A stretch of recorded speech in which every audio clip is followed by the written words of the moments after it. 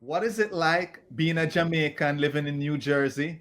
Hi, I'm Xavier Murphy, founder of Jamaicans.com, and today in Jamaicans to the World, I talk to Jazz Clayton-Hunt, a Jamaican living in New Jersey. Hi, Jazz, how are you? Hi, Xavier. I'm fine. Thank you for having me. It's a pleasure to be here. Well, folks, I gotta say this. This is a good friend. We have known each other for years. She still looks like a teenager. I ask her all the time, what's her secret to still looking like she's a teenager. She won't give it to me, but I guess one of these days I'll ask her husband, who's also a good friend, to let me know. Hard work and stress, you don't want it. So, which part of Jamaica are you from, Jazz? I am from the beautiful hills of Mandeville, Manchester. All right. Yeah. And which school are you representing? I am representing the great Bishop Gibson High School for Girls. Okay. All right. What colors was Gibson? It's changed since I was there. When I was there, they used to have that one piece khaki uniform with the tie in front, the attached tie. I now it is, I believe it's purple and white. Yeah, but it Okay. used to be that khaki shapeless thing back in my day. Shapeless. It was, it looked like a crocus bag. Yeah, man, they were let us, yeah. Well, I'm sure the students today would love to know theirs has shape, yours. You used to, when you take it to the hair, went to the dress mechanic, come home, you Right. get a sewing kit and you try taking the side them to give you like a shape on the side. So tell us about your journey in the United States and how did you end up living in New Jersey? Huh. Okay, so my journey coming to the States is a long story. Like, I think that is a whole other episode. We're not All going to right. get into that today. But I was living in Maryland. And Xavier, actually, the reason I'm in Jersey is because of you. You know that, right? It's your fault why I end up here. Oh, that also is another story. It's not all the story, but I mean, really, it is really because of you. Because I joined Jamaicans.com in 2000, no, 1998. Wow, you see, I can't even, long time. And As a 5-year-old or 6-year-old. yeah, That's I came around when the internet came around. And I met through Jamaicans.com, who at that time I didn't know would become my husband. But and I was living in Maryland, he was living in New Jersey, and we kind of did a long distance thing for about 2.5 years. And then one day he was like, "So, would you ever consider living in Jersey?" And I'm like, "I might consider it. Like, why?" Anyway, that is, that, that's exactly how it's an amazing story. How I still talk about how Jamaicans.com got connected so two many people people. together, and it's just an amazing love story. I'm going strong 23 years later. And you just celebrated an anniversary. Happy anniversary to you Thank and Rick. you. Thank you. 15-year wedding anniversary, but I, been together long before that. So I'm going to slip this in also because not only did you move to Jersey, followed Rick, Rick, and you came to Jersey. He took you, and you all lived in India for, was it 2 years or was it 4 years? You Yes. all were in India. Yeah. That must have been quite an experience. It was. It was. I don't know that I have the adjectives to describe it, but overall, it was an amazing experience. The first 6 months, I was in culture shock. I was like, "What have I done?" Why? It was a real culture shock, man. But as you get a kid in school, got my daughter in school, started making friends, began to really find my way around. It was really an amazing and incredible experience. Wow. Wow. What did when you tell people you're Jamaican when you were living there? What were what's the questions they ask? They love it because they all idolize Chris Gayle. Like cricket is everything in India. Right. Is everything. Like the cricketers are gods. Bigger than the movie star, bigger than everybody. The cricket is everything. So when you tell them that you're from Jamaica, they remember the glory days of the West Indies. They remember all of that. And then Chris Gayle is like, he walks on water. So they're like, Jamaica, Chris Gayle. And that is all they want to talk about. The women, maybe the men more so probably than the women, but Right. they're very they're very excited when they hear that we're from Jamaica, because they meet a lot of people from the United States and probably other European countries, but when you hear they don't not that many Jamaicans over there, so it's Nice. more like a novelty. They thought if they didn't speak to us, they thought that we were Indians. I mean, Rick's grandmother is Indian, so Mm. but Wow. sometimes they thought I was Indian. I mean, my grandmother is Indian too on my mother's side. Okay. So That side is Chinese, so yeah. a whole heap of mix up going on there. That means So I'm definitely a Jamaican because all of us have it, right? exactly. So you folks, Jazz is involved in, is it the Jamaica, New Jersey, Jamaica Organization of New Jersey. the Jamaica organization in New Jersey. All right. So she has info. We're gonna dive into it, but I just want to know she have information about New Jersey. You can always reach out to her through that organization. What's the website? It is Okay, not Facebook. No, Google it. Let's no, it's up there. It's up there. I'm trying. It's because we changed it recently. That's why I paused. We changed it Okay. recently. I want to make sure I tell you the right thing. It's They can Google it. yeah. I'll find it for you before we get Go on. Google it and look it up online. But if you need information, so let's dig into New Jersey now. Yeah. What is New Jersey like? Is there a huge Jamaican community there, a huge Caribbean community? What is it like? Tell us about Jersey and the community there. There are a lot of Jamaicans in Jersey. There are a lot, but the thing about New Jersey is that we have over 500 and something municipalities. Mm-hmm. So what that means is that there is not a central.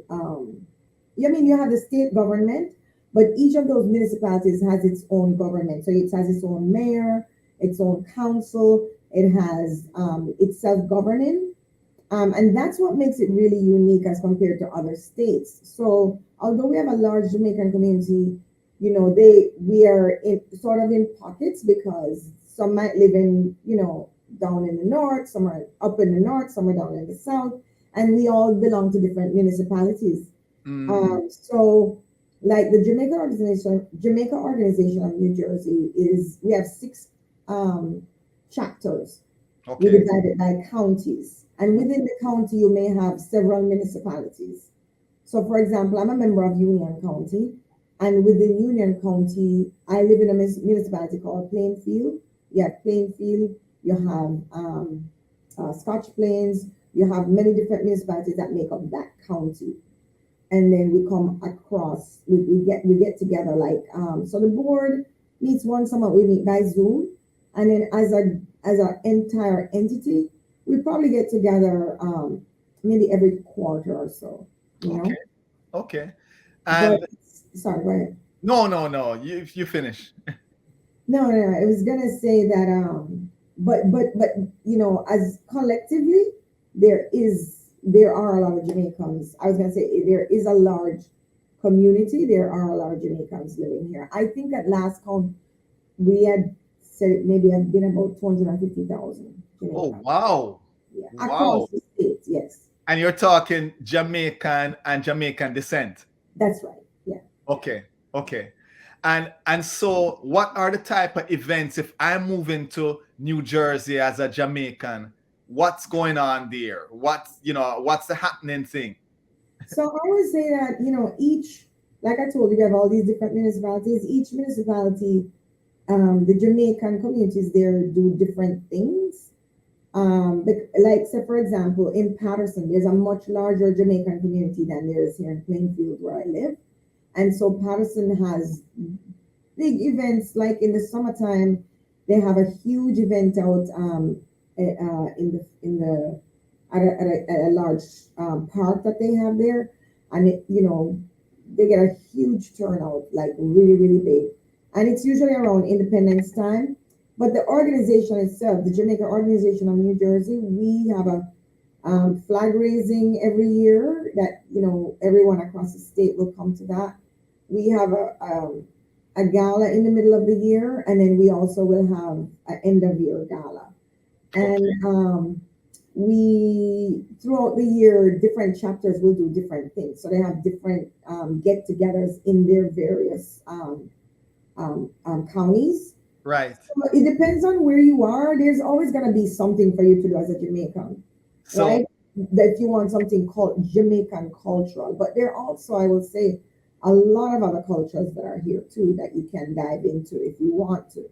The city where I live, we have a robust Jamaican population. We also have a robust Bayesian population. But we are the biggest minority here is Latino population. okay. So our town, you can walk around and get food from all over the world. But well, I was going to our to the Jamaican food, but you're saying there's diverse. Yeah, it's diverse a lot. It's very diverse. But yeah, what about Jamaican food around? You will never lack for Jamaican food. Actually, there are some municipalities you go where you're not going to get any. So you have to know where you're placing yourself.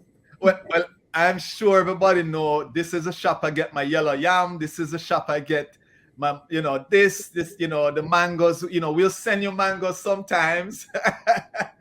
I have gotten my import from Florida, my bag of blocks of mangoes that come to me. Which type you get? All type. I don't off the top of my head. We get East Indian. We just got a box last week. We get East Indian. We got some berries. Okay. And the other type of mango that was in there. Nice. I was just telling. Funny enough, here, most of our groceries, like, there's no Jamaican grocery here. But the Spanish stores sell all the stuff that we eat. Okay. So there's like a Jamaican section in the store, practically. Yes. You get your jerk seasoning, you get your your crackers, you get your Ovaltine and everything. Yes. Nice. So I was saying with the mangoes, the reason I asked is I was just telling someone yesterday about how we kind of categorize our mangoes as pedigree and common mango. And support, and they were, it was an American, and they were just cracking up at how we categorize our mangoes because they view all of them as mangoes. So this is why I said, what type of mango you got? It's not common mango we get. So cost of living, what's cost of living like in New Jersey? It's actually pretty high. I believe we are the state that has the highest property taxes in the country. And because of the proximity to New York, a lot of that, a lot of that affects us. Right. Which is good and bad because living in this part of the country, the jobs pay a little higher, right? Professionally, it's very competitive and it pushes you a little further, I think. But you're gonna pay a premium for living here. So wow. Yeah. Now, in terms of, you mentioned New York, I know we see this in the movies. We hear, people work in New York and they live in Jersey. And I think is there a ferry? Is it a ferry or something that? Not a ferry. There's you take the train or you take the bus. It's New Jersey Transit. Rick has done that for the past over 30 years. Oh, wow. Yeah. Oh, wow. Because he works for He works Right. already. Let's He go. works in New York. He works in New York. I don't think it matters. I mean, he works in New York for a financial firm and Right. has done that for over 30 years, and he has taken that commute back and forth. Wow. It's Wow. a way of life. Like a lot of people who live here do that. You Right. know, right now in our town, we're experiencing a lot of transit-oriented development. They're developing. We have two train stations, and they're developing around the train stations Hmm. because a lot of people are moving into town from the boroughs, from Bronx, Brooklyn. You know, as things get expensive there, you get much more space here for like half the price, probably. So you see, The people gentrification of the, some of these areas, I guess, are pushing people over to Jersey. could that you know, I mean, probably maybe it's a gentrification, maybe it's just the search for to have a little more space and to be a little more suburban. All right. All right. I know the word is controversial sometimes.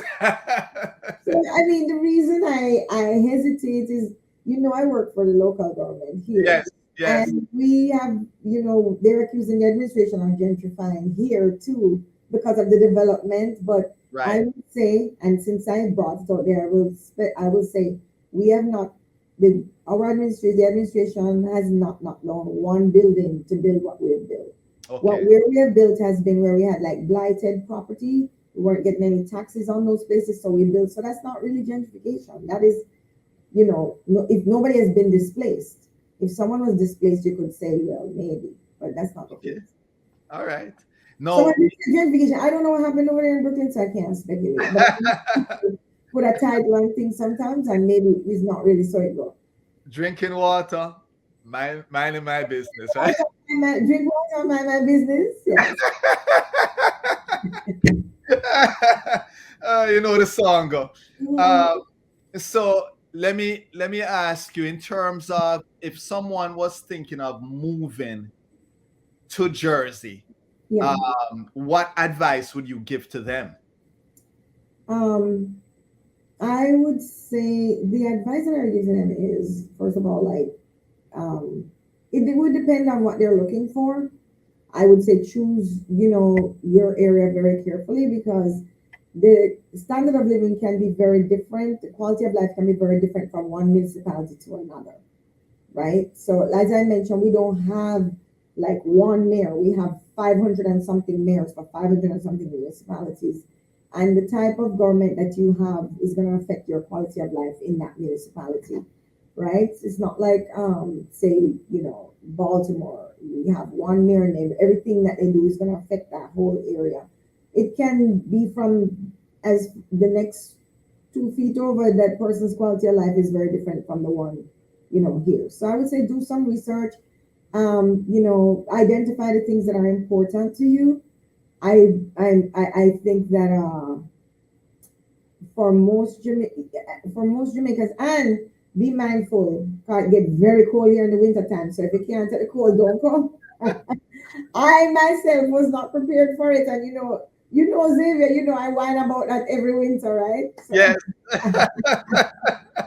You said, why am I here? every winter I question my life choices. I'm telling you.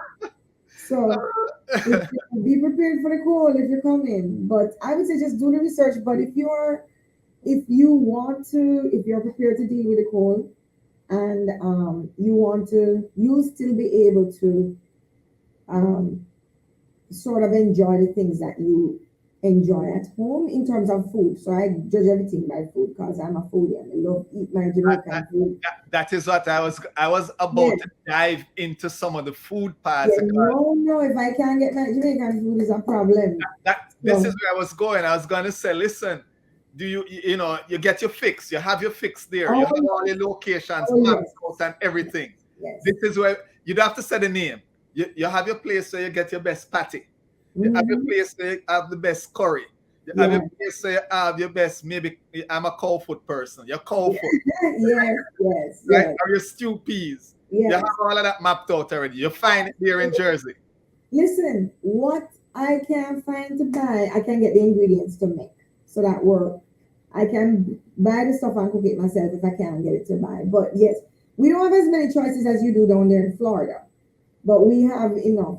in my little township here. So, and most of the other places where the Jamaicans are, they have similar choices. Awesome, Yeah. awesome. So in terms of if I was to visit New Jersey, which I don't think I have visited Jersey. I visited New York. Maybe I did. I don't remember. But if I was to visit New Jersey, what event or possibly attraction you'd say, Xavier, you have to come and see this event, or maybe you have to come and see this attraction. And I know you're talking for the whole state, but let's say your surrounding, your city. What would that be? Well, I would say, all right, if I take the Jamaican aspect out of it, right? Most people who come to visit Jersey would probably go to Atlantic City. I mean, they have the casinos down there, if that's your thing, and they have the boardwalk, even if, and they have shows. It's kind of like our little Las Vegas. So if you're looking for something that's not necessarily Jamaican themed to do, that would be where you would go. We have the Jersey Shore.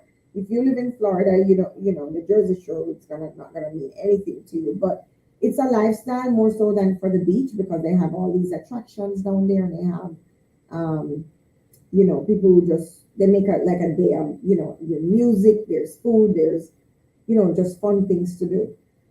If you're a Jamaican looking for Jamaican themed things to do, there is not like if you come at it's not like there's an attraction that is there all year round. During the summertime, we're more the community is more active, and there are a lot of fish fries, and there's a lot of like I said, we have the flag raisings, we find ways things And moments to get together.